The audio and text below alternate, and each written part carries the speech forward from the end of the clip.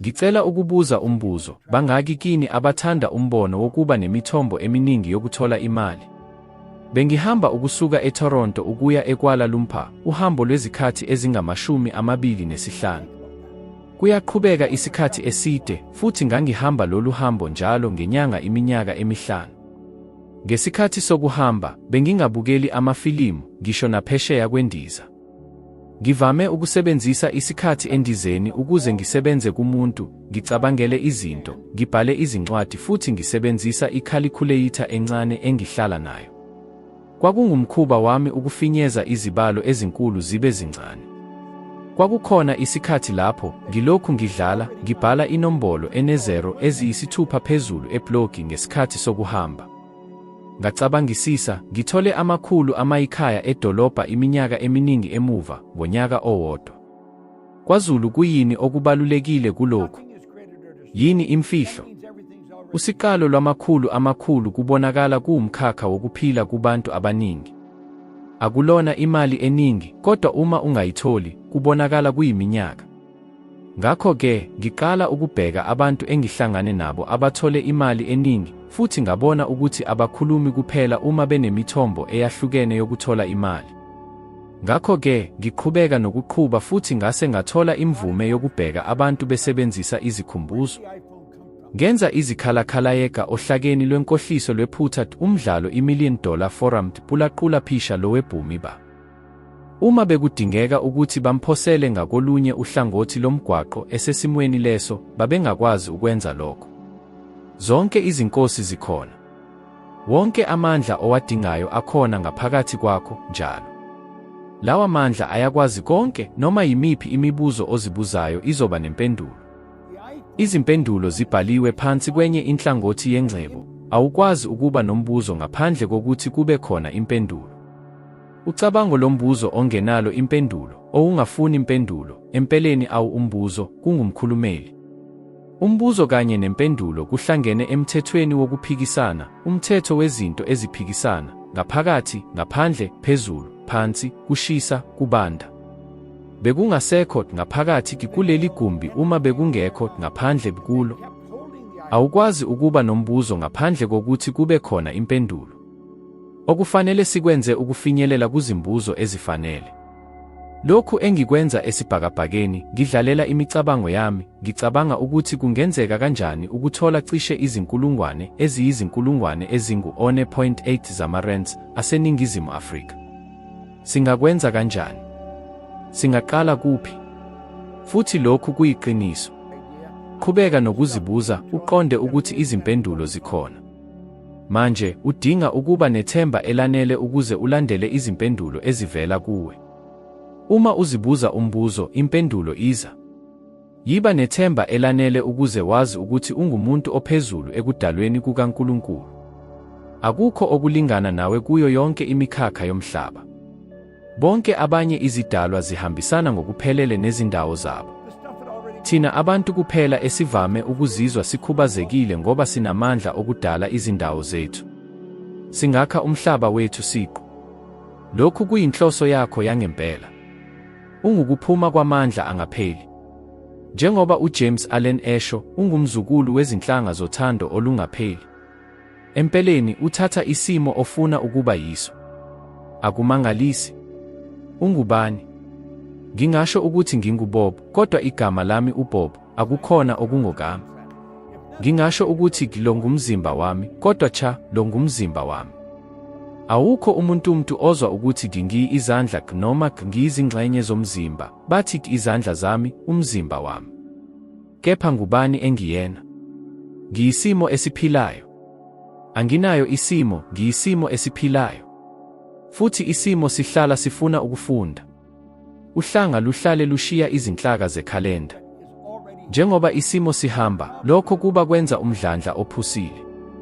Abantu abatholile izinkulungwane ezi-1.8 zihlala zingena imisebenzi ecacisiwe ngosuku. Akubalulekile kodwa ukweqiniso. Iziqu ezimbizishango zonke zihlala zishami kweyamiphano eshicelene. Ukuze uqonde lokhu ngempela, kufanele uhlole imvelaphi yalokho okukhona, futhi le mvelaphi itholakala ngaphakathi kwakho. Ungumuntu onguspiritu ophila emzimbeni wesikhumba. Lo mzimba ungumshini nje futhi unikeziwe ngohlakanipho. Buza kuwe, uyawazi yini amandla akho okucabanga? Uma ungawazi, kuzoba nzima ukuwathuthukisa. Kuyindlela yokusebenzisa kahle ikhono lokucabanga lapho unquma isimo sakho sengqondo. Uma ubona othile ephazamisekile ngokomzwelo, kuvamile ukuthi lo muntu akasebenzisi kahle ingqondo yakhe futhi uvumela izinto zangaphandle ukuba ziphumelele ekulawuleni. Kubalulekile kakhulu ukuqonda lokhu. Ake sihlole okuncane. Ungumuntu onguspiritu ophila emzimbeni wesikhumba futhi unohlakani. Nakuba ngingakaze ngikhulume ngezinto ezihlobene nolwazi, ngingakutshela izinto eziningi ngawe uma ngihlangana nawe esikhumulweni. Kungenzeka ukhishwe ngokuthi ngabe ngiyazi kangakanani. Ngoba konke okuphakathi kutholakala ngaphandle. Awukwazi ukufihla lutho. Umzimba wakho uyinhlanganisela ye-energy ephakamisa kakhulu emandleni. Lo mzimba ukhupha amandla futhi leyo amandla ingatholakala. Unekhono lokucabanga okungathola futhi kufunde leyo energy ekhishwayo. Ungafunda ukukhishwa kwe-vibration futhi lokhu kuzokutshela ukuthi kwenzekani ngaphakathi. Lokhu kubalulekile ukufundisisa. Manje, ngokusebenzisa ingqondo yakho, ungasebenzisa isimo sakho sengqondo. Ngikhumbula ukuthi kwathi isikhathi esithile sabafundisa izingane, akunjalo? Omunye wazo wayephakathi kukaSara. Lapho uSara uvele uSara. Sawubona uSara unjani? Ngikhulume nomama wakho ngefoni futhi wanginikeza inombolo yakho. Isikhathi sokugcina lapho ubephakathi kwezemfundo wawunezintathu. Umama wakho angakutshela kahle. Lokhu kwenzeka eminyakeni emithathu. Okwamanje sizobheka ukuthi uyithole kanjani kumahlayibentshini empilweni. Le nqubo ayikho into ozoyithola ngokusheshsha. Ngisho nangemva kweminyaka eminingi yokusebenza kuyo, ngisasebenza kulesi sihambi. Nokho, manje, uma ngiqala ukuzizwa kabi, angihlali kuleso simo isikhathi eside ngoba ngiyazi kahle engikwenza ngokwami. Kwakukhona isikhathi lapho ngangizizwa kabi izikhathi ezide, futhi ngaphansi kwemizuzu ethile kuphela, ngazizwa kahle. Lokhu kwakungivimbela ekutholeni injabulo. Kodwa manje ngiyazi ukuthi injabulo nokujabula akufani. Ukujabula kuyinto engaphezu kwesisekelo, kodwa injabulo iwumuzwa ojulile futhi ohlala isikhathi eside. Kufanele siqonde lo mehluko. Manje, ake sicele ukuthi yini umphefumulo. Umphefumulo ungumthombo kanye nomphumela walowo owakhe, uphila yonke indawo ngaso sonke isikhathi, ungadalwa futhi awukwazi ukupheliswa. Cabanga ngezimfanelo ezahlukene njengezinkanyezi emfuleni. Izinto ezinhle kakhulu nezinhle kakhulu zitholakala kumazinga aphakeme, axhumene nomphefumulo, kanti izimfanelo eziphansi zithintana nomzimba. Ngalokhu kubaluleka kwethu, singathola izinto kuzwelonke umphumela wezinto ezivela kumazinga ezinkanyezi bese sizishintsha kube izinto zomzimba. Kubuhlanya ukuqonda ukuthi zonke izinkanyezi zixhumene phakathi kwazo. Akukho okuhlukene. Azikho izikhumbuzo ziqala phakathi kwefayela. Manje ake siqonde ukuthi lokhu kusebenza kanjani. Isithombe sikhombisa ingqondo yomqondo, ingqondo engaphansi nomzimba. Ingqondo yomqondo iyona osetshenziselwa ukucabanga futhi unezakhono zokucabanga, okuyifunction ephakeme kakhulu engase yenziwe ngumuntu.